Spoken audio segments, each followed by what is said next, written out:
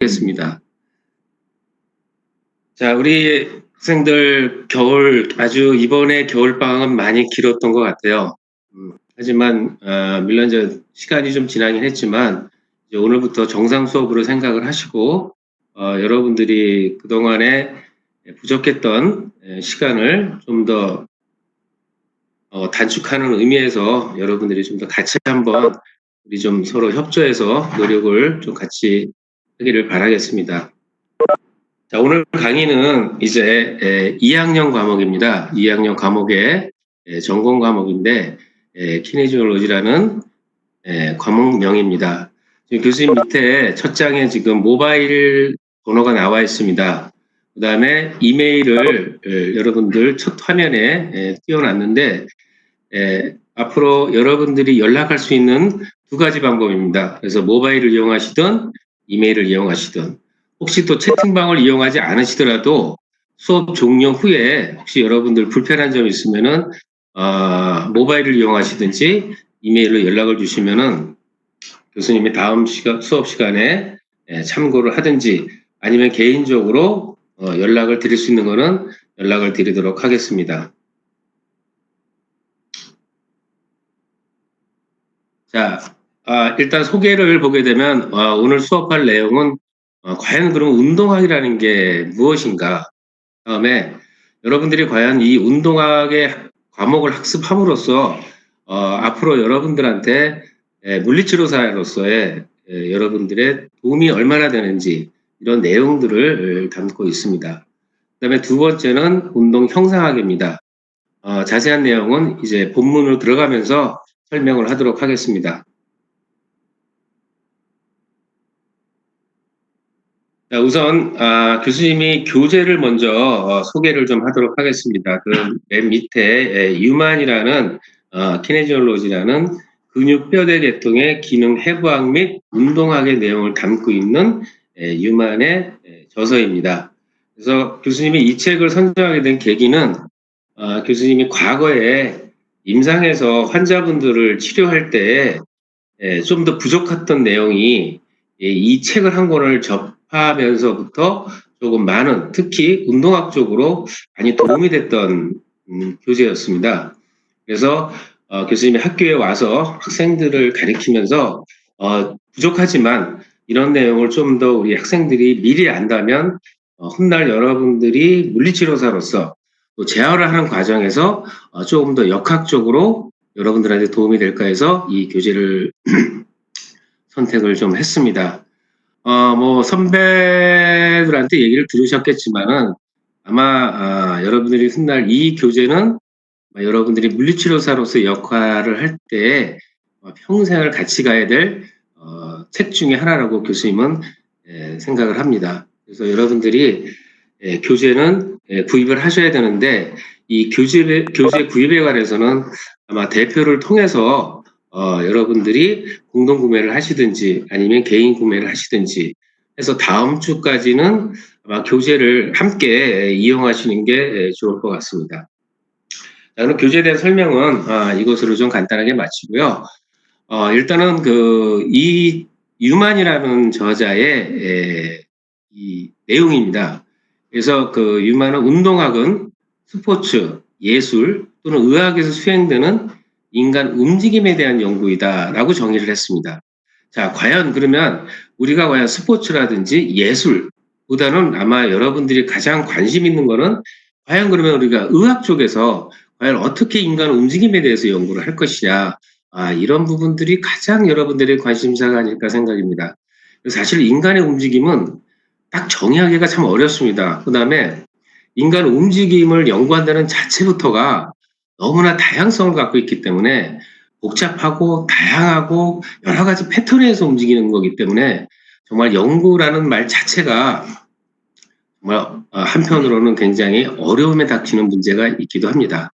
자, 그래서 우리가 그 인체의 움직임을 어떻게 최적화시킬 것이냐, 기능적으로 우리가 어떻게 움직임을 일상생활에서 용이하게 움직이게 할 것이냐. 자, 그 이유 중에 하나는 바로 뭐냐면은 우리는 정상적인 사람에 대해서의 움직임을 연구하는 쪽보다는 아마 질환이나 상해로 인해서 움직임에 제한이 있을 때 우리가 아마 관찰하고 평가하면서 움직임을 아마 연구하게 될 겁니다. 그래서 어떻게 여러분들이 이 내용을 좀 더 학습한 후에 과연 움직임을 새롭게 아니면 기능적으로 잘 활용할 수 있도록 하는 것이 첫째 목적이고요. 자, 그 다음에 두 번째는 인체 근육과 관절 사이의 역학적, 생리학적 상호작용입니다. 자, 이제 여기서부터가 이제 여러분들이 가장 이제 1학년 때도 좀 배우셨겠지만 근육이라는 말이 나옵니다. 두 번째는 관절. 자, 그 다음에 역학적, 생리학적. 자, 이런 말들이 좀 생소할 수가 있습니다. 그래서 우리가 인체의 움직임을 가장 연구하는 학문이기 때문에 첫째 여러분들이 근육학적으로, 관절학적으로, 그 다음에 여러분들이 해부학적으로 일단은 기본적으로 여러분들이 학습이 우선 중요시 되고 있습니다. 그런데 다행히 이 책에서는 해부학적인 기초라든지 생리학 기초를 앞으로 나가겠지만은 각 섹션별로 먼저 기초적으로 소개를 하고 있습니다.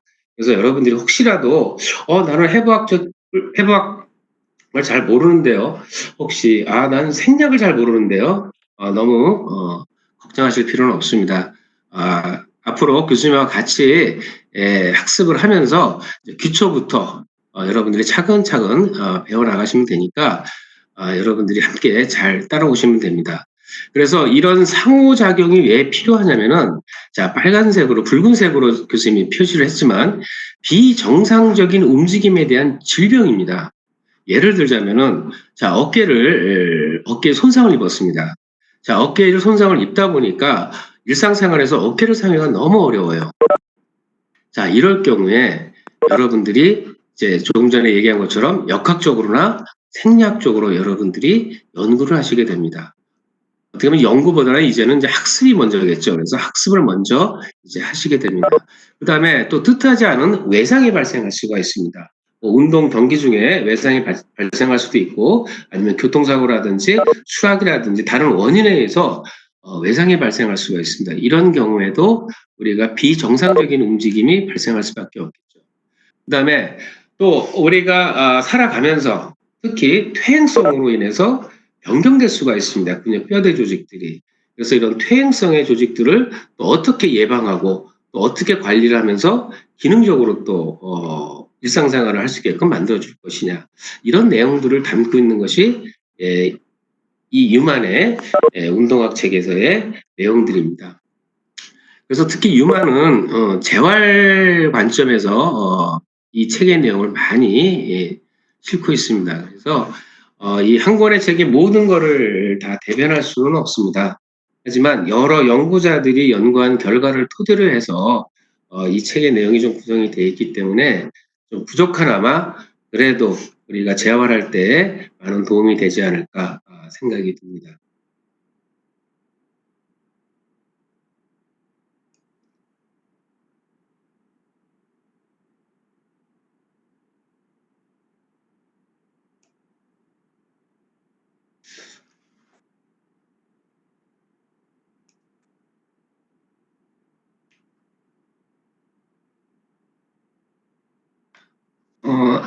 조금만 여러분 다시 한번 좀 생각해 주시고 지금 PP 자료가 지금 넘어가질 않아서 다음 장을 한번 좀 속도가 좀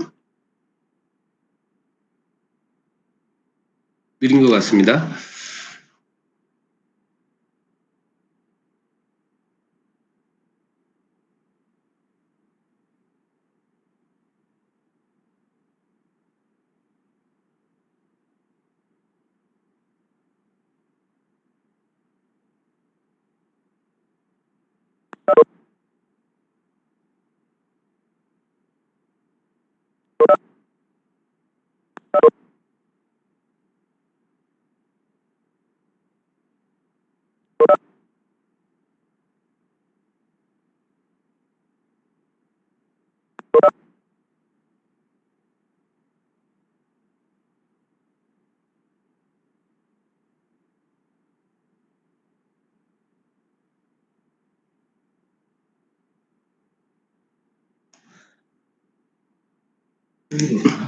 예, 조금 지연됐습니다.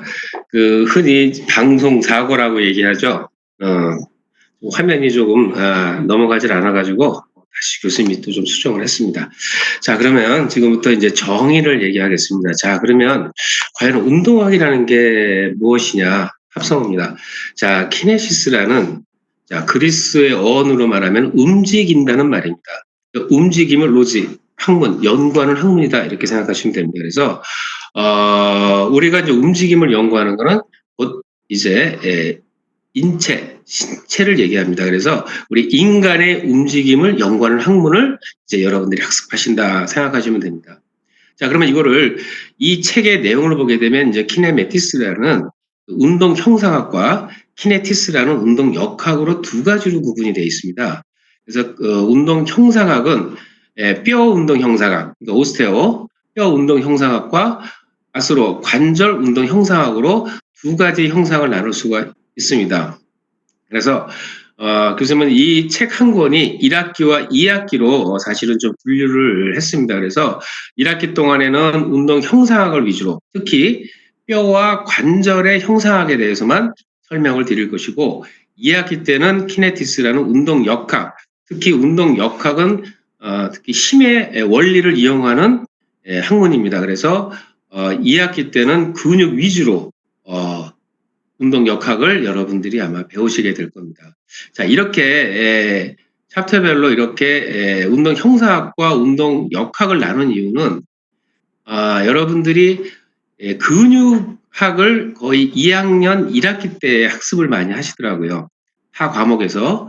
그래서 교수님이 조금 편리를 생각을 해서 여러분들이 혹시 근육에 대해서 공부를 하실 때 좀 이해를 좀 더 잘하기 위해서 일단 근육 쪽은 타 과목에서 먼저 선수 과목을 하신 다음에 2학기 때 또 우리가 원리를 같이 이해를 하셔야 되기 때문에 교수님이 좀 운동 형사학과 운동 역학을 좀 더 분류를 했습니다. 그래서 1학기 때 이제 아마 소개를 하게 될 겁니다. 이제 먼저 뼈 운동 형사학을 먼저 얘기한 다음에 그다음에 이제 관절 운동 형사학을 여러분들한테 강의를 하게 될 겁니다. 자, 분류를 잘 봐주시고요.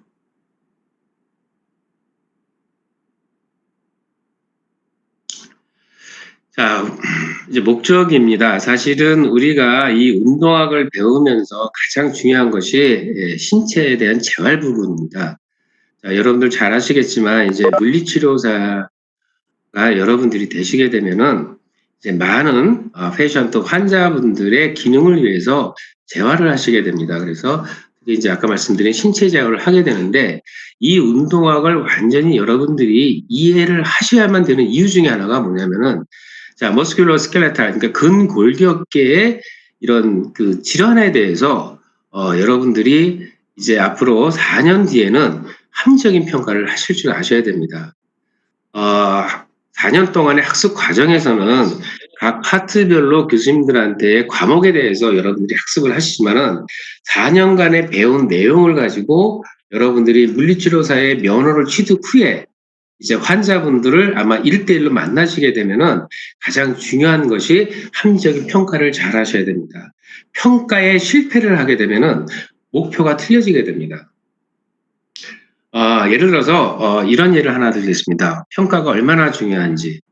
자, 어깨에 손상을 입어서 수술하는 환자의 케이스가 있었습니다. 자, 의사의 진단에서는 수술이 굉장히 성공적으로 잘 됐다고 얘기를 했습니다. 그래서 조직이 다시 복원이 되기까지는 한 3개월이 정도 걸린다고 이제 의사분은 얘기를 하신 겁니다. 환자분한테. 자, 환자한테 얘기하고서 그 3개월 동안 조직이 다시 복원되기까지는 이제 통증이 같이 함께하고 아마 움직임에 제한이 있을 거라고 얘기를 했습니다. 자, 그 다음에 한 6개월 정도 가면은 이제 당신은 팔을 이제 예전처럼 잘 쓸 수 있겠습니다라고 얘기를 했습니다. 자, 그 다음에는 이제 그러면 재활은 언제부터 시작을 해야 됩니까? 라고 이제 환자분이 질문했을 때 의사분은 뭐라고 말씀을 하시냐면 재활은 이제 안정기가 지나고 나면 그러니까 급성기에 또 재활이 가능합니다고 얘기를 했습니다. 물론 이 재활에 대한 방법에 대해서는 이제 3학년 때 여러분들이 학습을 하시겠지만 이때 치료사가 평가를 하게 됩니다. 이 평가를 할 때 과연 통증을 어떻게 컨트롤할 것이고 그다음에 움직임을 어디까지 줄 것인지에 대해서 평가를 하기 시작을 합니다. 그런데 만약에 잘못돼서 지금부터 이 환자는 페인이 너무 심해서 내가 할 수 있는 부분이 아니다라고 시간을 만약에 연장을 하게 되면 그 뒤에 다시 올 수 있는 합병증이 유착입니다.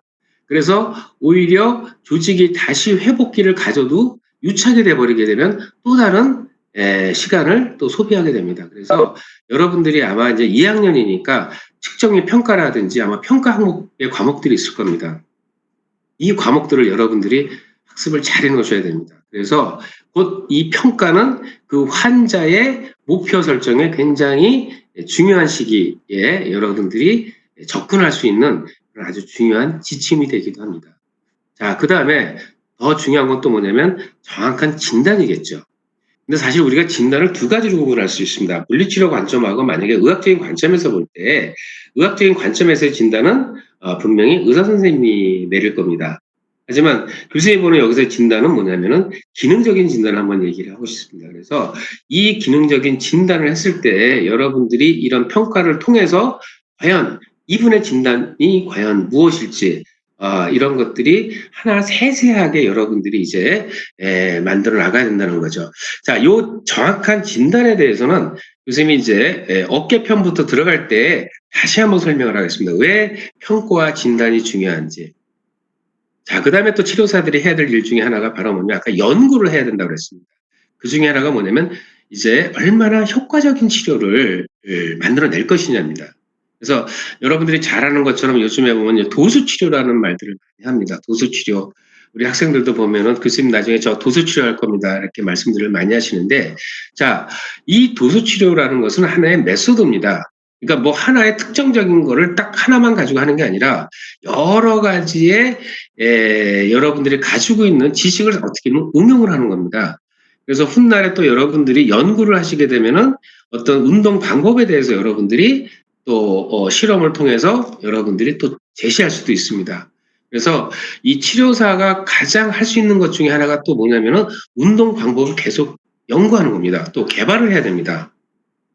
그렇지 않으면은 이 우리 아까 말씀드린 대로 환자의 움직임이라는 것이 아니 인간의 움직임이라는 것이 어느 하나의 특정한 동작으로만 이루어지는 것이 아니기 때문에 다양한 방법으로의 움직임을 어떻게 우리가 그 관절이 갖고 있는 특성을 이해를 하시면서 치료를 개발할 것이냐. 뭐 치료 그러니까 너무나 또 거창할 수도 있지만 조금 더 운동 방법을 여러분들이 만들어내신다고 생각을 하시면 됩니다. 그래서 이 운동학의 가장 또 큰 목적은 이 재활을 통해서 또 여러분들이 합리적인 평가라든지 정확한 진단이라든지 효과적인 치료를 통해서 여러분들이 이제 임상에서 이제 환자분들한테 활용을 하실 텐데 그러기 위해서는 이 운동학을 여러분들이 완전하게 이해해 주시기를 바라겠습니다.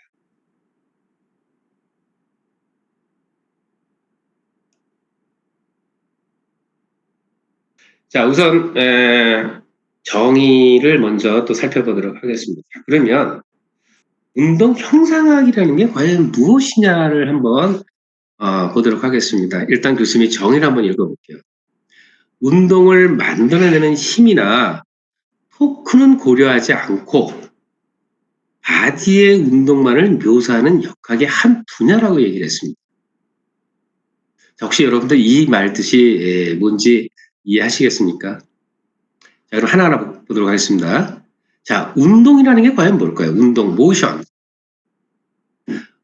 지금 밑에 그림이 잠깐 나와 있는데, 자, 보행의 주기를 보게 되면은, 자, 오른쪽 발의 보행 주기가 오른쪽 발의 뒤꿈치를 들고, 자, 걸어가면서 마지막에 뒤꿈치가 땅에 닿을 때까지의 한번 과정을 한번 보십시오, 모션을. 이거를 모션이라고 합니다. 그러면 이 운동은 실질적으로 움직이기 위해서는 뭐가 필요하냐면 힘이 필요합니다.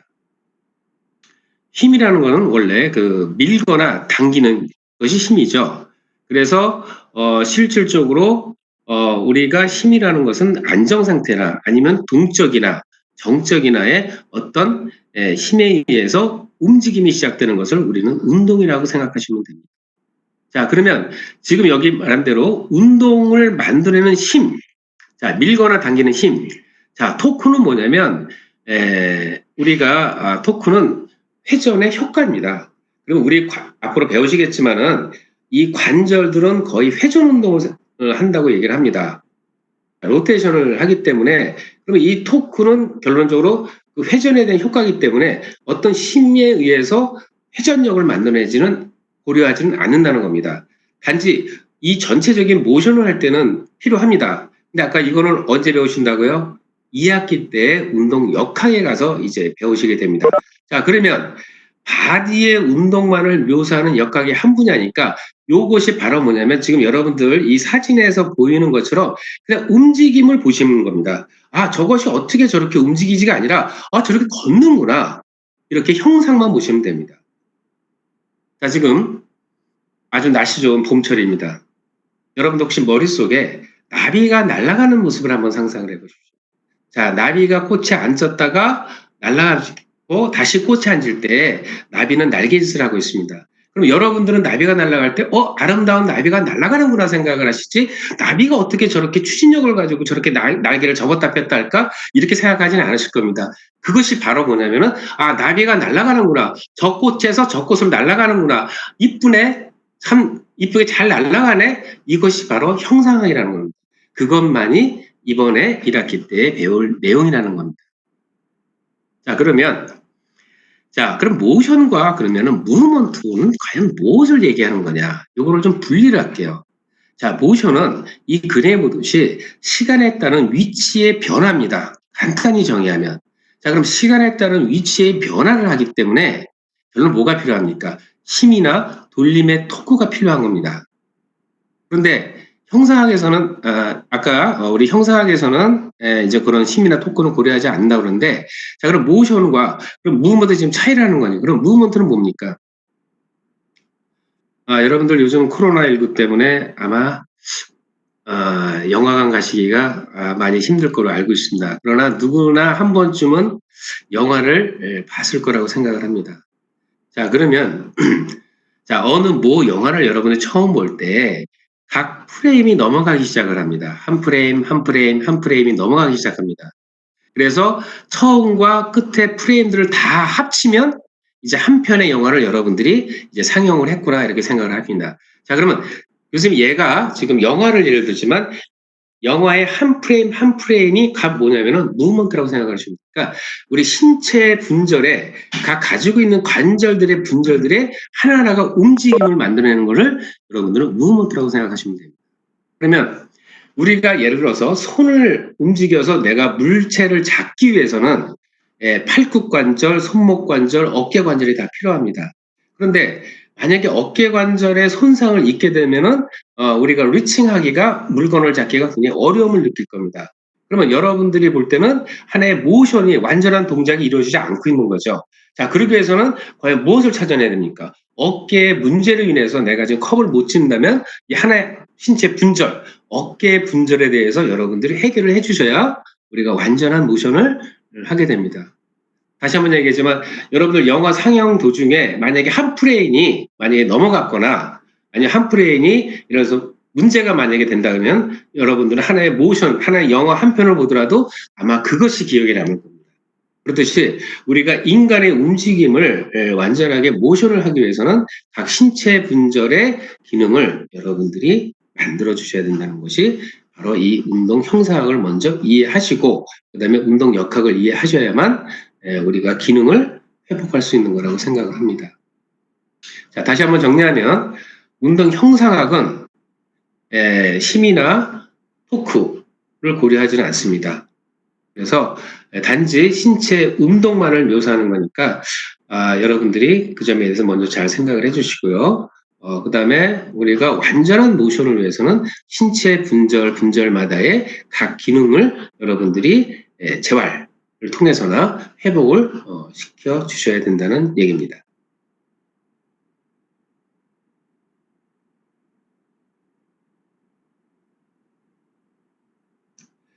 자, 아직 프레임이 지금 이제 넘어갔네요. 예.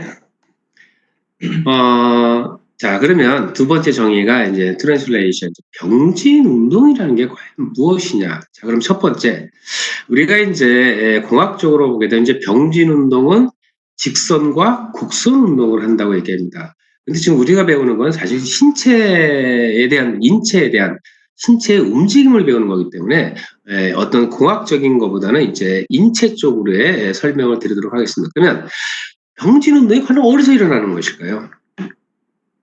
그거는 우리 관절에서 이제 움직임이 일어나는 것을 묘사한 겁니다. 자, 그러면 우선 정의를 보도록 하겠습니다. 자, 리지드 바디. 모든 부분이 같은 방향으로 평행하게 움직이는 선형의 운동이라고 이렇게 정의를 했습니다. 자, 그러면 리지드 바디가 과연 무엇이냐 이거죠. 자, 말 그대로 강체. 자, 단단한 물체를 얘기합니다. 그러면 이 단단한 물체는 변형이 일어나지 않는 것을 우리는 강체라고 얘기합니다. 그럼 어떤 외력에 의해서 물체의 변형이 일어나지 말아야 되는데 실질적으로는 변형이 일어나지 않는 물체는 없습니다. 자, 그러면 공학적인 관점에서 볼 때는 절대 강체는 없다고 얘기를 합니다. 그러면 상대적인 강체를 얘기를 합니다. 자, 여러분, 우선은 공학적인 관점에서 강체를 먼저 얘기를 하겠습니다. 자, 상대적인 개념이라고 하겠습니다. 자, 단단한 우리 쇠 위에 고무를 올려놨습니다. 자, 지우개를 올려놨습니다. 고무된 지우개를 올려놨습니다. 거기에 압박을 가하게 됩니다. 자, 그렇게 되면은 이 강철과 지우개의 상대적인 개념에서 압박을 가했을 때 누가 더 강한 물체가 되겠습니까? 이럴 때는 쇠가 되겠죠. 자, 그런데 지우개 위에 풍선을 올려놓고서 압박을 가하게 되면은 누가 더 강체가 됩니까? 지우개와 고무에서는, 지우개와 풍선에서는 지우개가 강체가 되는 거죠. 자, 그렇게 만약에 여러분들이 이해하셨다면, 자, 그러면 인체에서 이제 강체가 과연 무엇을 의미하냐를 봤을 때는, 자, 우리 인체에는 뼈가 있습니다. 그 다음에 결합 조직들이 있습니다. 부드러운 조직들이 있겠죠. 자, 그럼 상대적으로 인체에서 강체는 누가 됩니까? 곧 뼈가 되는 겁니다. 그래서 여기서의 강체는 뼈를 여러분들이 생각하시면 됩니다. 자, 그럼 볼까요? 그럼 강체의 모든 부분이라고 그랬으니까는, 자, 뼈가 움직일 때, 자, 뼈가 움직이게 되면 이제 모션이 일어나는 거겠죠. 이 모션이 일어날 때 뼈가 움직일 때 평형하게 움직이는 선형의 운동이라고 얘기했습니다. 자, 그럼 평형하게 움직이는 거니까 결론은 뭐겠어요? 이 병진 운동에는 밑에 나왔듯이 직선과 곡선의 움직임이 있습니다. 자, 그러면 직선과 곡선의 움직임을 가장 지금 아주 간단하게 보여주고 있는 것이 바로 뭐냐면 보행 주기에서 보게 되면 머리를 보고 있습니다. 지금 머리를 보게 되면은, 자, 여러분들이 보행 주기 할 때 머리의 움직임을 가만히 보십시오. 발이 바닥에 달 때와 그다음에 바닥에서 뜰 때, 우리가 발이 디딤 쓸 때와 그다음에 발이 떴을 때 움직일 때마다 머리는 그래프에 본 것처럼 위아래로 이렇게 곡선 운동을 하게 되어 있습니다. 이것이 바로 뭐냐면은 트랜슬레이션, 병진 운동을 한다고 얘기를 합니다. 자, 그래서 우리가 이제 뭐 앞으로 돌림 운동에서 말씀드리겠지만 팔과 다리는 돌림 운동을 하고 있지만 머리는 자체는 우리가 꼭 직선처럼 보이긴 하지만 이 직선에서도 보게 되면 머리에 이 발의 딛고 발이 바닥에 닿았을 때와 떴을 때에 따라서 머리는 위와 아래로 곡선 운동을 하게 됩니다. 그래 보다시피 이것이 바로 트랜슬레이션의 정의입니다. 자, 그래서 우리가 운동에는 지금 먼저 트랜슬레이션, 병진 운동이라는 게 있다는 걸 먼저 여러분들이 좀 두시고요. 그 다음에 다시 좀 정의를 하자면 리지드 바디의 뜻을 여러분들이 잘 이해를 하셨으면 인체에서는 리지드 바디가 뭐를 의미하냐면은 뼈를 움직인다 생각하시면 됩니다. 그래서 뼈의 움직임이구나 이렇게 먼저 이해를 좀 해주시길 바라겠습니다.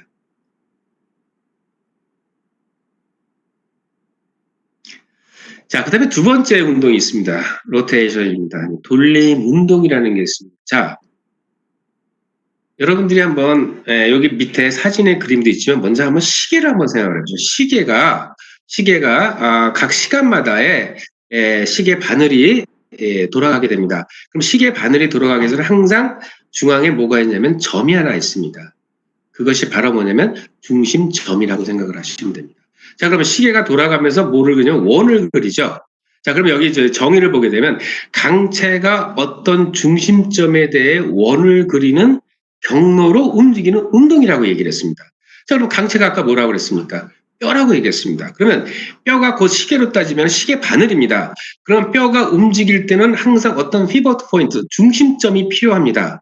그것을 원을 그리게 되는 것을 우리는 뭐냐면 로테이션이라고 얘기합니다. 돌림 운동이라고 얘기합니다. 아까 교수님이 얘기했듯이 거의 우리 인체의 이 관절들은 거의 무슨 운동을 하게 되냐면 로테이션을 하게 되어 있습니다. 그 로테이션 속에 약간의 무슨 운동이 있을 수가 있냐면 병진 운동이 있을 수가 있습니다. 자, 그 내용은 또 뒤에 또 추가적인 설명을 해드리도록 하겠습니다. 자, 그러면 돌림축이라는 게 무엇이냐? 아까 말씀드린 간단히 말해서 시계의 중심 포인트입니다.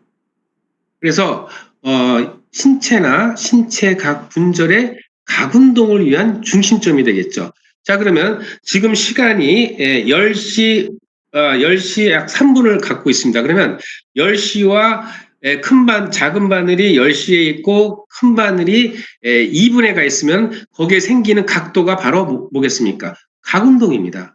그럼 우리 사진에 보는 것처럼 자, 팔굽관절을 중심으로 했을 때 돌림축으로 했을 때 포레암 아래팔을 움직이게 됩니다. 그때 생기는 각도 거기에 운동 그걸 우리는 각운동이라고 합니다. 이게 아마 이제 여러분들이 이제 측평 시간에 고뇨메타라는 자를 이용해서 아마 측정을 하시겠죠. 그래서 뭐 팔굽관절의 0도다, 50도다, 90도다 이렇게 이제 여러분들이 각운동의 각을 재게 되는 겁니다. 그러면 결론적으로 이 각운동이 중요한 거는 뭐냐면은 만약에 어깨의 관절이 0에서 180도의 정상적인 각도를 갖고 있는데 이 환자분이 어깨에 어떤 기능적인 제한으로 인해 가지고 0에서부터 90도까지밖에 못 올라갑니다. 그럼 우리는 이거를 기록을 하게 돼 있겠죠. 그 기록을 해서 그럼 나머지 움직이지 않는 부분에 대해서 여러분들이 아까 말씀드린 대로 신체에 재활을 하시게 되겠죠. 그걸 통해서 뭐로 만들어 드려야 되죠? 0에서 180도까지 가게 여러분들이 만들어 주셔야 된다는 겁니다. 그래서 측정하실 때에 이 각운동을 재실 때 그러면 돌림축은 어디다 둬야 됩니까? 라고 질문을 할 수가 있습니다. 자, 그러면 이 돌림축은 거의 어디냐면 관절 내부나 근처에 축을 가지고 여러분들이 이제 재게 됩니다. 그래서 거의 관절 중심의 내부의 근처에 축을 가지고 있기 때문에 아마 여러분들이 앞으로 고뇨메타로 여러분들이 측정하실 때는 그런 지점을 여러분들이 이제 중심 포인트로 잡으시면 됩니다. 그것이 바로 뭐냐면은 피보트 포인트가 되겠죠. 자, 그래서 여기 보게 되면 밑에 돌림축은 돌림하고 있는 신체의 운동이 제로가 되는 지점이라고 그랬습니다. 자, 신체의 운동이 제로가 되는 지점이 어디냐면은 관절축을 지날 때가 제로가 되는 겁니다. 자, 예를 들어서 만약에 시계가 지금 6시를 갖고 있다. 그러면 큰 바늘이 예를 들어서 만약에 12시를 가리켜 있고 작은 바늘이 6개가 있으면은 이거를 만약에 이거를 축이라고 생각하면은 축을 지나는 중심에서는 운동이 일어나지 않습니다. 그래서 운동이 제로가 되는 지점이라고 얘기를 합니다. 거기서부터 뭐가 되겠습니까? 이제 거기서부터 축을 조금씩 벗어나기 시작하면서부터는 이제 각이 생기겠죠. 각 운동이 이루어지는 거죠. 거기서부터가 이제 여러분들이 각도를 재는 겁니다. 그러면 만약에 어깨에서 축을 가지고 일직선을 만들었을 때는 여러분들이 지금 팔을 그대로 내린 상태에서 만약에 어깨의 근처에다가 고뇨메타를 댔을 때는 제로가 되는 지점에는 이때는 뭐가 됩니까? 0도라고 이제 여러분들이 표기를 하시게 되는 겁니다. 자, 그런 내용들은 이제 또 좀 더 학습이 진행되면은 나오는 얘기니까 지금은 정의만 여러분들이 잘 알아두시면 됩니다. 자, 두 가지를 한번 비교하겠습니다. 트랜슬레이션에 필요 없는 것이 있습니다. 축이 필요가 없죠. 직선 운동을 하기 때문에. 평행하게 운동하기 때문에 축은 필요가 없습니다. 단지 곡선이냐 직선이냐의 관계가 있는 거죠. 돌림 운동, 로테이션은 항상 필요한 것이 뭐냐면 돌림축이 필요합니다. 우리가 뭐든지 돌림을 하기 위해서는 항상 어떤 축을 가지고 돌아가게 됩니다. 행위가 돌아갈 때도 축을 가지고 돌아가죠. 여러분도 혹시 아시는지 모르겠지만 맷돌을 대도 항상 축을 가지고 돌리게 됩니다. 그래서 우리 일상생활에서 물체를 봐도 항상 돌림을 하기 위해서는 항상 축이 필요합니다.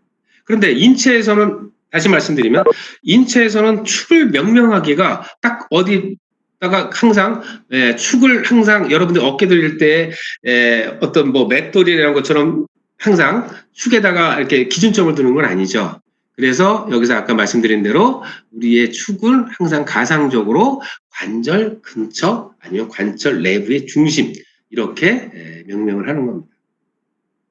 자, 그래서 일단 돌림과 그 다음에 병진의 차이를 여러분들이 일단 정의를 잘 기억을 하시길 바라겠습니다. 글쎄 교수님 목소리가 좀 빠른지는 모르겠습니다. 지금 이 목소리가 만약에 빠르거나 아니면은 목소리가 잘 안 들리게 되면은 아까 말씀드린 대로 이제 수업이 종료 후에 교수님한테 개인적으로 연락을 주시든지 하시면은 오늘 교수님이 또 수업 끝나고 나서 좀 더 교수님도 또 트레이닝을 좀 더 해서 내일 만날 때는 좀 더 개선을 하고서 여러분들을 또 다시 뵙도록 하겠습니다. 지금 상태가 좋으시면은 좋아요까지는 문자를 안 보내도 되지만 특별한 얘기가 없으면은 오늘처럼 진행을 하도록 하겠습니다. 자, 계속 우리 운동 형사학에 이제 들어가는데 저는 아까 이제 무브먼트를 얘기를 했습니다. 그러면 자, 우리가 움직임을 위해서는 신체 분절을 움직이기 위해서는 과연 어떤 힘에 의해서 움직이냐 이거죠. 두 가지가 있습니다. 첫 번째는 액티브입니다. 자, 능동적인 움직임을 유발할 수가 있습니다. 그런데 우리 인체에서의 힘은 근육입니다. 그래서 이 능동적인 근육의 수축에 의해서 움직이는 힘. 자, 하나 예를 들어서 지금 교수님이 컵을 들고서 만약에 지금 커피를 한 잔을 마시기 위해서 컵을 잡고서 입술로 가져갑니다. 자, 그래서 커피 한 잔을 마시게 됩니다. 이때는 교수님이 목적이 있었던 거죠. 자, 컵을 잡아야 되고 또 컵을 가지고 입을 가지고 와서 마셔야 되기 때문에 이때 필요했던 힘이 바로 뭐냐면 교수님이 능동적으로 수의적으로 근수축을 유발시켜 가지고 컵을 마신 겁니다. 자, 그러면 기능적인 제한이라는 게 뭐가 있습니까? 만약에 마비가 와 있습니다. 자, 근육에 마비가 왔습니다. 나는 컵이 눈에 보여도 컵을 잡고 싶어도 잡지 못하고 컵을 가지고 내가 마실 수가 없는 이런 상황이 되는 거죠. 그래서 이 액티브의 무브먼트는 굉장히 중요한 거죠. 우리가 인간의 움직임을 연구하면서 특히 근육에 대한 연구를 많이 하셔야 될 겁니다. 그래서 지금은 말씀드리지 않겠지만은 이 근육의 해부학적인 구조, 그 다음에 생리적인 거, 그 다음에 기능적인 거에 대해서 여러분들이 앞으로 좀 더 많은 관심을 가지고 학습을 하셔야 될 겁니다. 우리가 이렇게도 볼 수가 있죠. 우리는 주로 여러분들이 만나시는 분들이 누구냐면 페이션트입니다. 거의 문제를 가지고 오시는 분들이기 때문에 기능적인 제한이라든지 장애를 갖고 오시는 분들이기 때문에 특히 움직임에 가장 제한을 두는 요인 중에 하나가 바로 뭐냐면 근육의 문제가 많이 있습니다. 그래서 이제 이번 학기는 아니지만 다음 학기에는 근육의 생리에 대해서 다시 한번 아마 언급을 하게 될 겁니다. 근육은 굉장히 여러분 다시 말씀드리지만 신경계까지 연결을 해야 되는 부분이기 때문에 아주 조금은 복잡한 면도 없잖아 있습니다. 그래서 아까 교수님이 얘기했듯이 운동 역학이라는 것을 2학기 때 생체 역학이라는 과목을 가지고 사실은 별도로 다시 2학기로 집중하기 위해서 분류를 좀 한 겁니다. 자, 그 다음에 이제 패시브 무브먼트입니다. 아마 1학기 때 배우는 부분 중에 거의 아마 패시브 무브먼트일 겁니다. 자, 패시브라는 건 뭐냐면 수동적인 겁니다. 내가 수의적으로 움직이는 게 아니라 어떤 사람에 의해서 밀거나 당겼을 때, 나는 가만히 있어도 밀거나 당겼을 때, 예를 들면 이런 경우도 있겠죠. 자, 마비가 와서 꼼짝 못 합니다. 그러면 치료사가 의해서 관절 운동을 시켜줍니다. 이것이 바로 뭐냐면 패시브 무브먼트가 되겠죠. 그 다음에 또 가장 여러분들이 고려해야 될 점이 하나가 뭐냐면 중력입니다. 왜 발랄에 가면은 허리가 아픈 사람이 허리가 덜 아프다고 얘기를 합니다. 왜 그럴까요? 혹시 여러분들은 중력을 느끼십니까? 근데 마비가 오신 분들은 중력을 꼭 느낀다기보다 중력에 의해서 움직임을 굉장히 하기가 어렵습니다. 자, 조금 전에 말처럼 달나라에 가면은 왜 키가 커질까요? 자, 중력은 지금 지구를 중심으로 해서 간단하게 말하면 9.8ms의 자승의 가속도를 가지고 계속 여러분들을 압박하고 있는 겁니다. 이 압박에 대해서 결론은 우리의 인체의 구조가 형성이 되어 있는 거죠. 그래서 오히려 허리가 아파서 압박에 의해서 아팠던 사람이 달나라에 갔더니 어떻게 되겠습니까? 압박이 줄어드니까 통증을 조금 더 약화시킬 수는 있겠죠. 그런데 만약에 계속 달나라에 가 살면은 다시 지구로 귀환하게 되면은 오게 되면 아마 적응하기가 힘들 겁니다. 이런 일 하나 더 들까요? 우리 우주선에 우리 우주 항공사에 이제 있는 분들이 우주선에 가서 근무하는 경우가 있습니다. 자, 그러면 약 3개월을 근무하고 와서 다시 지구로 귀환했던 사람들하고 한 2년간을 우주선, 그러니까 무중력 상태죠. 무중력 상태에서 2년간을 근무했던 사람들이 지구로 귀환을 해서 기념 촬영을 찍는데 3개월 갔다 온 사람들은 바로 서서 사진을 찍을 수가 있었는데 2년 동안 갔다 온 사람들은 서 있지를 못하고 의자에 앉아서 사진을 찍을 수밖에 없었습니다. 자, 과연 그 이유는 뭘까요? 아마 혹시 관심 있는 학생들은 아마 그 우주선에서의 그 영상을 본 학생들도 있을 겁니다. 트레드밀 운동하는 걸 볼 수가 있었습니다. 그 이유 중에 하나는 뭐냐면은, 자, 트레드밀 운동을 해도, 여러분들이, 우리는 그 항중력근, 안티 그라비티 머슬이 있습니다. 앞으로 배우시겠지만, 그 머슬들이 약화가 돼 있는 거죠. 손상을 입은 건 아니고 약화가 돼 있다 보니까 이 중력에 와서 다시 그 중력을 견뎌내지 못하고서 서 있지 못하는 거죠, 잠시. 물론 이제 시간이 지나서 다시 근력을 만들고 지구력을 만들고 안티그라비티 머슬들을 만들어주면은 회복은 됩니다. 그러니까 손상 입은 건 아닙니다. 약화가 돼 있는 것 뿐이에요. 그래서 이런 부분들이 바로 이제 우리가 중력에 대항하는 근육들이 우리가 이제 만들어져 있는 거죠. 그래서 앞으로 이제 아까 말씀드렸지만 근육에 대해서는 배울 것이 굉장히 많이 있습니다. 근데 이걸 꼭 어렵다고 생각하지 마시고 교수님은 우리 학생들하고 학습하거나 페이션트들하고 이렇게 하면서 느끼는 게 뭐냐면 근육은 양파와 같다. 그 얘기 뭐냐면 까면 깔수록 너무나 신비로운 존재감을 드러냅니다. 그 중에는 아마 교수님이 움직임을 연구를 하다 보니까 이 근육에 대해서 특히 또 지금 말한 패시브에서도 중력에 대해서 굉장히 많은 관심을 가지고 연구를 하고 있습니다. 자, 세 번째 뭐냐면 신장된 결합 조직에서의 장력입니다. 자, 이 얘기는 뭐냐면 여러분들이 왜 스트레칭을 하십니까? 스트레칭을 하게 되면은 정상적인 길이를 늘어나게 되고 또 한 가지 뭐냐면은 여러분들이 말하는 텐던이 있습니다. 캡슐이 있습니다. 앞으로 구조를 보시겠지만 자, 그런 구조물들은 어느 정도의 길이 신장력을 가져야만 뭐가 생기냐면 그 안에서 장력이 발생합니다. 힘이 생긴다는 거죠. 그래서 여러분들이 스트레칭을 해줘야 되는 이유가 스트레칭 하시고 나면은 굉장히 몸이 가벼워지는 걸 느낄 수가 있을 겁니다. 그 이유 중에 하나는 뭐냐면 그만큼 내 몸을 지탱하는 힘이 만들어져 있는 그것이 곧 뭐냐면 관절의 스타빌리티를 제공하게 된다. 이런 것들이 이제 우리의 움직임을 관찰하실 때 아셔야 되는 내용들이 되겠습니다. 자, 여기까지 설명하고 다음 장으로 또 넘어가 보도록 하겠습니다.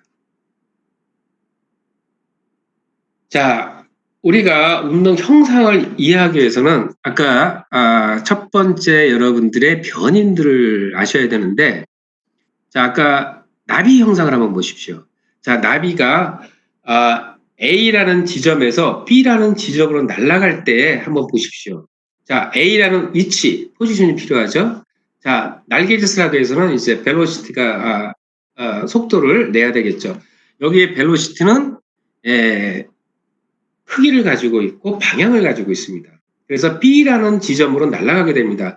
그럼 날아가기 위해서는 우리가 처음에 날개짓을 접었을 때와 그 다음에 날개를 폈을 때와 그 다음에 착륙할 때 날개를 다시 접을 때 가속도가 있었겠죠.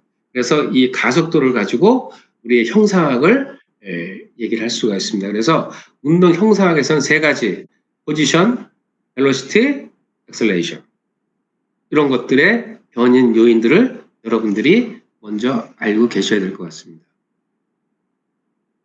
자, 그 다음에 이제 측정 단위는 현재 우리나라에서 쓰고 있는 단위만 얘기를 하겠습니다. 병진 운동할 때는 아까 직선 운동이라고 그러기 때문에 미터법을 씁니다. 돌림 운동할 때는 디그리, 도를 씁니다. 그래서 여러분들이 고뇨메타고 측정하실 때 0도, 90도, 100도 이렇게 단위를 쓰게 됩니다. 그래서 여러분들이 항상 측정을 하시게 되면은 이 단위를 꼭 기입을 해주셔야 됩니다. 그래서 만약에 루칭을 했다, 10m다 그러면 10만 쓰시는 게 아니라 10m. 그 다음에 만약에 관절 돌림 운동을 했을 때 0도에서 90도, 0도에서 180도 이렇게 항상 단위에 대해서 여러분들이 기록하실 때 기재를 해주셔야 이것이 병진 운동에 대한 얘기인지 돌림 운동에 대한 얘기인지를 알 수가 있습니다. 꼭 여러분들의 측정 단위도 기억을 해두시기를 바라겠습니다.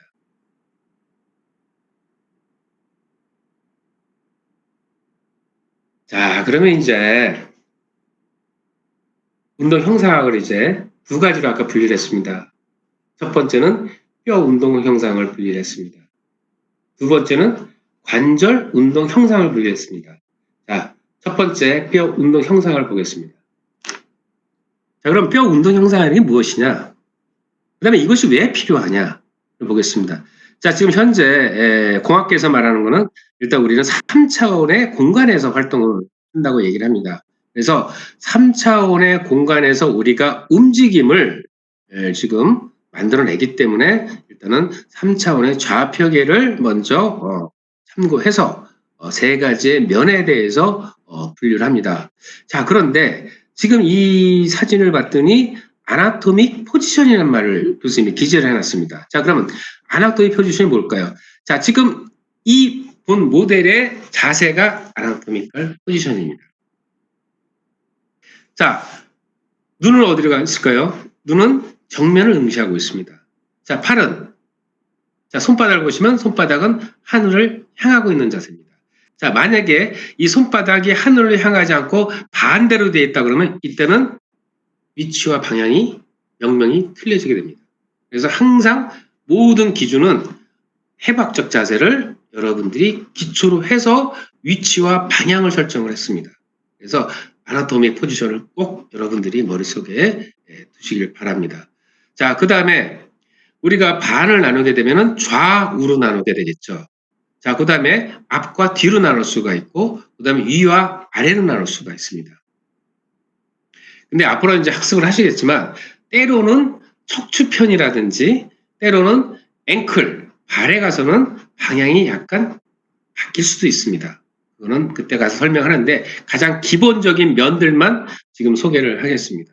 자, 첫 번째, 세지탈 플랜. 두 번째, 프론탈 플랜, 이마면이죠.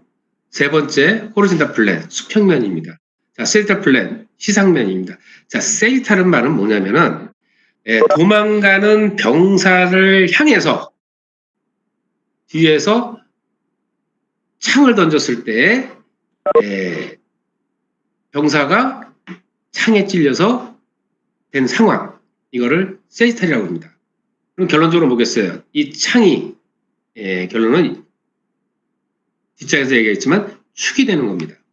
그래서 뒤에서 앞으로 찔러 찌른 거죠. 그래서 그런 세지탈의 말의 의미를 여러분들이 먼저 알아보시고, 자, 그러면 이렇게 면을 가장 나눈 이유는 뭐가 될까요? 지금 여기 그림에는 없지만, 우리가 여러분들 두개골을 보게 되면은, 두개골에 봉합되는 면이 있습니다. 톱니바퀴처럼 생긴 면이 있습니다. 그 면을 기준으로 해서 시상봉합을 했느냐, 아니면 이마, 관상봉합을 했느냐, 이 면에 따라서 나눈 겁니다. 자, 그러면 다음 장을 한번 보도록 하겠습니다. 자, 이 면을 나누게 된 게는 지금 뼈 운동 형상학입니다. 아까 말하는 강체죠. 그러면 이 뼈가 움직이게 되면 한번 여러분들 교수님한테 보이지 않지만 교수님이 예를 들어서 팔꿈을 움직인다든지 뭐 손목을 움직인다든지 뭐 어깨를 움직여 보십시오. 자, 누가 움직이는 겁니까? 실질적으로는 뼈가 움직이는 거죠. 그게 바로 뼈 운동 형상입니다. 자, 그러면 자, 세 가지 면을 보도록 하겠습니다. 세지타 플레는 에메리라고 그랬는데 메디안 라테랄입니다. 메디알 라테랄. 자, 그러면 거기 그림을 가만히 보시면은 초록색이라고 그럴까요? 초록색의 그림을 보게 되면은 면을 나눴습니다. 면이 뭐예요, 지금? 좌우면이죠. 좌우를 이거는 뭐냐면 안쪽 면, 가쪽 면, 바깥쪽 면이라고도 얘기를 할 수가 있습니다. 자, 프론탈 면을 가만히 보게 되면은 보라색으로 보게 되면 어떻게 나눴냐면은 이렇게 갖다 그대로 갖다가 나눠보니까 앞뒤로 나누게 됩니다. 이것이 바로 뭐냐면 프론탈 플랜입니다. 자, 호리젠탈 플랜을 가만히 보니까 어떻게 되어 있습니까? 중간, 위, 아래로 나눴죠? 그래서 이렇게 면이 생겼습니다. 자, 그럼 우선 여러분들이 먼저 기억하실 거는 세지탈 플랜은 안가 쪽, 면을 나눈 겁니다. 프론탈 플랜은 앞, 뒤쪽을 나눴습니다. 호리젠탈 플랜은 위, 아래를 나눴습니다. 자, 그러면 이거는 지금 면만 얘기한 겁니다. 자, 그러면 돌림 운동을 하기 위해서는 무엇이 필요하다고 그랬죠? 아까? 교수님의 대면 수업 같으면 여러분들의 반응, 피드백을 볼 텐데 지금 볼 수가 없으니까 교수님이 답변하겠습니다. 축이 필요하다고 그랬습니다. 그럼 우리 인체의 분절들의 운동은 거의 돌림 운동을 한다고 얘기했고 축이 필요합니다. 자, 그러면 세지타 플랜을 면을 돌리기 위해서는 어떤 축이 필요하냐면 프론탈 축이 필요합니다. 그렇죠. 좌우면을 나눴으니까 아까 제가 세지탈 할 때 도망가는 병사를 향해서 창을 던졌을 때 창이 뒤에서 앞을 뚫고 나갔습니다. 그것을 축으로 얘기한다면 그때 축은 뭐가 되겠습니까? 축은 프론탈 축이 된 거죠. 앞뒤를 찌르고 나갔으니까. 자, 프론탈 면은 무슨 면이라고 했어요? 앞뒤면이라고 그랬습니다. 앞뒤면을 나눈다고 그랬죠. 그러면 이 세지탈 플랜의 면이 회전을 하기 위해서는 실적으로 무슨 축이 필요한 거예요? 프론탈 축을 찌르면 앞뒤로 찌르면 어떻게 되겠습니까? 좌우면이 돌아가겠죠. 이해하시겠어요? 자, 그러면 프론탈 면이 앞뒤면으로 움직이려면은 무슨 축이 필요하겠습니까? 이때는 안가 쪽으로 옆으로 축을 찔러야 앞뒤면이 돌아가겠죠. 자, 호리젠탈 플랜은 자, 위에서부터 아래로 축을 찔러야 돌 겁니다. 호리젠탈 플랜의 위아래가 분리되면서 아마 돌겠죠. 그래서 자, 우선은 여러분들이 교수님이 지금 이제 대면 수업 같으면은 A4 용지에다 볼펜을 찔러 볼 텐데 한번 여러분들이 한번 찔러 보십시오. A4 용지를 가지시고 거기에 볼펜을 가지고 한번 면을 분리해 놓고 한번 찔러 보십시오. 자, 지금 이 면은 뭐겠습니까? 지금 세지탈 면이 된 거죠. 여기에 프론탈에 볼펜을 가지고 찔렀습니다. 이게 축이 된 거죠. 그럼 뭐가 돌아가겠어요? 시상면이 돌아가는 거죠. 이해하시겠어요? 자, 이 상태가 지금 프론탈 면입니다. 이 상태에서 교수님이 세지탈 면으로 축을 찔렀어요. ML이니까. 찔렀어요. 그럼 뭐가 되죠? 이렇게 찔렀으니까 이게 되겠죠. 자, 위로 찔렀습니다. 뭐가 되겠습니까? 돌아가겠죠. 이것이 바로 면과 축의 관계입니다. 자, 혹시 지금 바로 이해가 안 계신 분은 한번 더 수업 종료 후에 한번 연습을 한번 해보십시오. 그래서 요 면과 축의 관계. 여러분들이 암기하실 때는 아주 간단합니다. 세지탈 플랜은 프론탈, 프론탈에는 세지탈, 호리젠탈에는 버티칼. 이렇게 일단은 명명을 하겠습니다. 자, 이것이 세 가지의 기본적인 면이 되겠습니다. 자, 그러면 활용을 하셔야죠. 이거는 기본적인 면의 운동을 얘기한 겁니다. 무슨 운동이죠? 축을 갖고 움직였으니까 돌림 운동을 얘기한 겁니다, 지금. 자, 그러면 자, 인체에서 보게 되면 한번 볼게요. 자, 세지탈 플레에서 우리가 이제 플렉션과 익스텐션이 있습니다. 혹시 여러분들도 같이 따라 해보시면 좋은데, 자, 팔굽관절을 구부리고 피면, 자, 구부리고 핍니다. 자, 그러면 지금 세지탈 플랜의 면이 움직인다고 얘기를 했습니다. 그죠? 자, 그럼 이때 축은 무슨 축이 되는 겁니까, 지금? 축은. 자, 플렉션과 익스텐션을 했어요. 무슨 면이 움직인 거예요? 지금 세지탈 플랜에서는. 플렉션과 익스텐션이 움직였고, 그 다음에 돌지 플렉션과 플란타 플렉션이 됐습니다. 자, 그러면, 자, 플렉션과 익스텐션 되려면은 무슨 축이 필요한 거죠? 프론탈 엑시스가 필요한 거죠. 그러니까 뭐가 움직인 거예요? 플렉션과 팔굽관절에서 익스텐션이 만들어진 거죠. 자, 그러면 돌지 플렉션과 플란타 플렉션은 어디서 쓰냐면은 앵클에서 주로 쓰는 말입니다.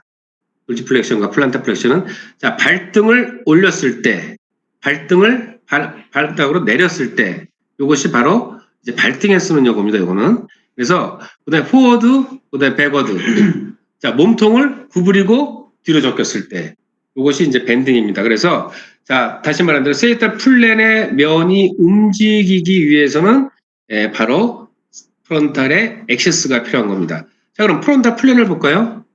자, 프론탈 플랜은 뭐가 되는 거죠? 무슨 축이 필요한 거죠?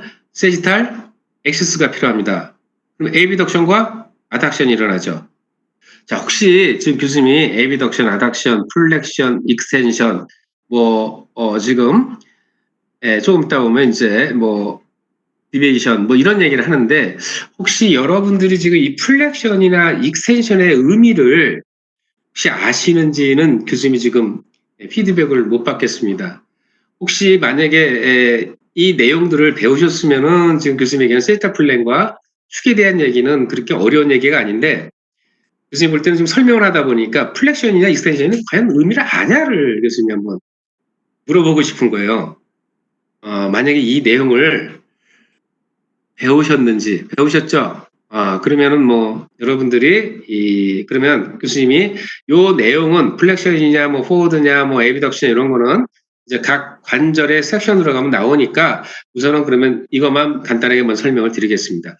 플랜과 축의 관계만 정확하게 여러분들이 기여를 하고 넘어가시면 될 것 같습니다. 다시 한번 말씀드릴까요? 세 가지 기본 면이 있습니다. 시상면, 이마면, 수평면. 이 면은 거의 무엇을 기준으로 90도를 기준합니다. 직각인 면에서 운동을 지금 얘기를 하고 있는 거기 때문에 자, 이런 것들에 대해서 여러분들이 면과 축의 관계만 얘기를 해주십시오. 혹시라도 만약에 플렉션이냐 지금 말하는 익스텐션이냐 이런 내용을 잘 모르시면은 이거는 개인적으로 교수님한테 연락을 주십시오. 혹시 모르는 학생도 있을 수가 있고 하니까 아니면은 본인들이 다른 레퍼런스를 한번 참고해서 한번 좀 더 읽어보고 오셔도 좋을 것 같습니다. 그러면 아까 말씀드린 대로 섹션에 들어가서 다시 한번 실제 관절에서 다시 말씀을 드리도록 하겠습니다.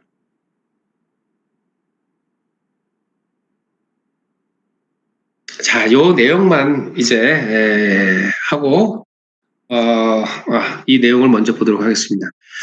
자, 그러면 아까 그 로테이션 돌림 추계라는 것이 이제 돌림 운동을 하기 위해서 필요하다고 그랬습니다. 자, 정의를 볼까요? 뼈는 돌림축과 직각을 이루고 있는 운동면 내에서 관절에 대해 돌림 운동을 얘기를 합니다. 자, 여기를 지금 보게 되면은 어깨 관절입니다. 자, 지금 여기 요 뼈를 보게 되면은 가장 긴 뼈인 휴머러스가 보입니다. 자, 그러면 아까 어깨 관절을 움직이기 위해서는 우리가 축을 어디다 둔다고 그랬습니까? 거의 움직이는 관절의 중심, 내부의 중심 내지 근처에 둔다고 그랬습니다. 그러면 자, 가령적으로 지금 내가 어깨, 팔을 움직이기 위해서는 지금 3개의 축이 지금 제시가 되어 있습니다. 자, 그러면 여러분들이 지금 팔을 움직일 때, 자, 손을 들었다, 내렸다 할 수도 있고, 옆으로 벌렸다, 다시 올 수도 있고, 자, 다시 어깨를 돌릴 수가 있습니다. 그러면 지금 3개의 면에 아까 기본적인 면, 시상면 내에서, 그 다음에 이마면 내에서, 그 다음에 수평면 내에서 모든 운동이 다 일어나고 있는 겁니다. 어깨의 관절에서는. 자, 그래서 여기 지금 색깔별로 축을 가지고 있습니다. 자, 지금 보라색으로 되어 있는 축을 한번, 움직임을 보시죠. 맨 밑에. 움직임을 보게 되면은 이것이 뭡니까, 지금? 에비덕션, 아덕션입니다. 그죠? 그러면 축은 무슨 축을 가지고 있어야 됩니까? 지금 무슨 축을 가지고 있어야 되겠어요? 에비덕션, 아덕션이니까 이거는 이마면에서의 움직임이죠. 이마면에서의 움직임이니까 결론 보겠어요. 시상 축을 가지고 있겠죠. 위에 보게 되면, 자, 사진을 보게 되면 위에 무슨 축을 갖고 있습니까? AP의 축을 가지고 있겠죠. 앞과 뒤의 축을 가지고 있겠죠. 그러면 앞뒤의 축이니까 이거는 무슨 축이 됩니까? 시상 축이 되는 겁니다. 자, 그 다음에 여기 파란색이라고 표현할까요? 파란색 약간 초록색이라고 표현하면은 이 초록색은 지금 어떻게 움직입니까? 위 이렇게 아래로 움직이죠. 그럼 우리는 위로 올리게 되면 플렉션, 다시 내리면은 익스텐션이라고 얘기합니다. 자, 그러면 요거는 지금 위아래로 움직였기 때문에 앞뒤로 움직인 거죠. 앞뒤로 움직였으니까는 무슨 면이 되겠습니까? 앞뒤로 움직였으니까는 시상면의 움직임이죠. 그럼 시상면의 움직임에서는 무슨 축이 필요합니까? 저 위로 올라가면은 ML 축이 필요한 거죠. ML축. 그러니까 무슨 축이? 이마축이 필요한 거예요. 그래서 이마축에 의해서 시상면이 움직인 거를 보여준 겁니다. 자, 그럼 버티칼의 축을 가지고는 뭐가 움직였어요, 지금? 회전 운동이 일어났습니다. 돌림 운동이 일어났죠? 그래서 수직축을 가지고 수평면이 움직인 겁니다. 그러면, 가만히 보니까 어깨 관절은 3개의 운동이 다 일어나고 있습니다. 이게 과연 진실인지 여부는 여러분들이 바로 움직여 보시면 압니다. 근데 교수님, 저는 앞뒤로 움직이는데 옆으로 팔이 안 벌어져요. 이거는 교수님하고 개인적인 먼저 상담을 하시고 진료를 먼저 보셔야 될 것 같습니다. 이것이 바로 뭐냐면은 3가지의 운동면에서 일어나는데 지금 간단하게 얘기했듯이 저는 옆으로 팔을 벌리기가 어려워요. 어깨를 벌리기가 어려워요. 이것이 바로 뭐냐면 기능적인 제한이 있다는 겁니다. 그래서 이런 것이 만약에 자, 우리가 지금 이렇게 돌림 운동에 대해서 배우는 이유는 자, 제한에 대한 부분을 또 찾아내자는 목적도 있겠죠. 자, 우선 다음을 한번 넘어가 볼까요? 그래서 나오는 것이 바로 뭐냐면은 자유도입니다. 자, 그러면 이 자유도는 공간에서 물체의 위치를 정확하게 묘사하는 데 필요한 지금 넘어갔네요. 자, 자유도입니다. 자, 자유도라는 것은 일단 한번 정의를 교수님이 한번 읽어보도록 할게요. 자, 공간에서 물체의 위치를 정확하게 묘사하는 데 필요한 좌표계의 독립된 좌표를 의미합니다. 이거는 공학적인 의미예요. 자, 그러면 지금 간단하게 하면은 이렇게 보시면 됩니다. 자, 조금 아까 설명했듯이 어깨 관절의 운동에서는 3개의 축을 가지고 3개의 면이 다 움직였어요. 자, 그런데 밑에 정의를 보니까 관절에서 허용되는 독립적인 움직임 방향이 수라고 얘기를 했습니다. 자, 그러면 3개의 면이 움직였으니까 뭐예요? 독립적인 움직임 방향에 다 움직인 거죠. 관절이 다 허용을 한 거죠. 어디서? 어깨 관절에서. 자, 그러면 어깨 관절의 자유도는 수니까 몇이 되겠습니까? 1이 되겠습니까? 2가 되겠습니까? 3이 되겠습니까? 3개의 면이 다 독립적으로 움직였으니까 이때 자유도를 수라고 표현한다면 3이 되는 거예요. 또 하나의 표현은 뭐예요? 결론 보겠어요. 관절에서 허용된 각 운동의 면들이라고 했습니다. 그러면 아까 얘기한 대로 교수님 저는 위에 팔을 흔들 수는 있는데 위아래로 흔들 수는 있고 돌릴 수 있는데 옆으로 벌리기가 어려워요. 그러면 결론 보겠습니까? 허용된 각들의 면의 수를 따져보니까 뭐만 되는 거예요? 3개가 다 움직여줘야 되는데 2개만 움직인 거죠. 그래서 이때는 뭐예요? 자유도가 2가 돼버린 거예요. 그러면 3이 돼야 되는데 1이 부족한 거죠. 그것이 바로 누가 해결을 해야 됩니까? 그것이 바로 앞으로 훗날 여러분들이 해야 될 문제라는 거죠. 그러기 위해서 가장 아까 필요했던 게 뭡니까? 합리적인 평가가 굉장히 중요하다는 거예요. 그러면 이 평가를 하는 이유가 뭐겠습니까? 그러면 왜 A 학생이 만약에 A라는 환자가 팔이 벌어지지 않을 때, 어깨 팔이 벌어지지 않을 때의 원인을 규명하기 위해서 우리가 평가라는 걸 하는 겁니다. 거기에 따른 정확한 진단이 필요한 거죠. 근데 뭐가 필요합니까? 뭐가 필요합니까? 그 기능을 살려주기 위한 합리적인, 효율적인 치료가 필요한 겁니다. 그러면 어깨를 움직일 때 어떻게 움직여야 되는지에 대한 연구, 방법은 이제 여러분들이 계속 만들고 찾아나간다. 또 이것이 왜 중요합니까? 우리 인간 개개인은 일단 직업이, 그 다음에 쓰는 발, 환경, 모든 요인들이 다 일상생활에 작용을 하게 됩니다. 야구선수의 어깨팔의 제한과 만약에 우리가 일상생활을 하는 평범한 사람들의 어깨팔의 제한은 같지만 재활하는 관점에서 마지막에 목표는 틀릴 수도 있습니다. 어디까지를 과연 재활을 할 것이냐에 따라서.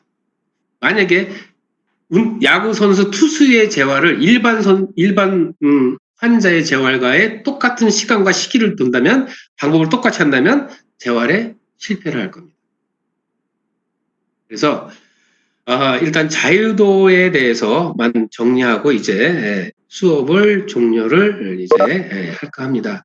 그래서 자유도만 간단히 얘기하면은 결론적으로 지금 밑에 나와 있는 것처럼 허용되는 독립적인 움직임의 방향의 수. 그러면 어깨 관절은 3개의 운동이 다 기본적인 면의 운동을 했기 때문에 3. 밑에 말은 허용되는 각 운동의 면들이라고 해서 같은 말입니다. 그러면 지 운동의 제한이 그 관절이 갖고 있는 범위가 있습니다. 예를 들어 어깨 관절의 플렉션과 플렉션을 봤을 때 0도에서 180도입니다.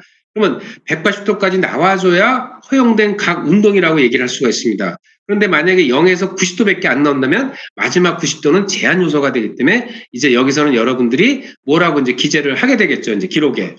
그래서 정상 범위에서 못 미치는 범위, 제한 있는 범위까지 여러분들은 이제 기록을 하시게 된다는 거죠.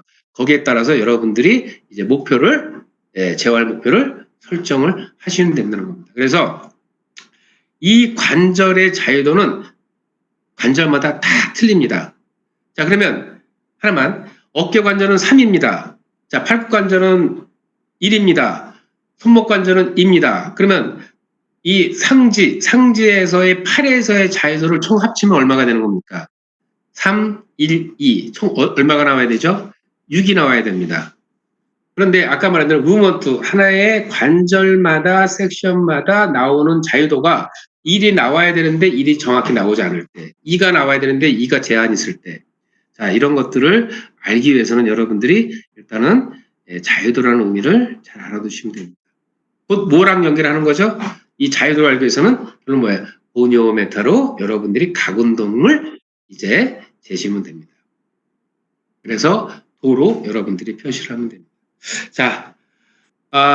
오늘 교수님이 또 처음 강의고, 그 다음에 이렇게 인터넷 강의라는 것이 처음이다 보니까 교수님 약간 좀 어색하기도 하고, 또 하다 보니까 말이 좀 빨라질 수도 있고, 또 교수님 목소리가 또 아름답지 않을 수도 있습니다. 어쨌든 지금 교수님한테 주어진 시간이 이제 다 됐기 때문에 이제 교수님은 이제 수업을 마칠까 합니다. 오늘 여러분들이 이 강의를 들으시고 문제점이라든지 좀 더 수정해야 될 부분들은 수업 마치고 나서 교수님은 개인적으로 연락을 주시든지 아니면 대표를 통해서 주시든지 여러분들이 개선 방안을 좀 말씀을 해주셨으면 좋겠습니다.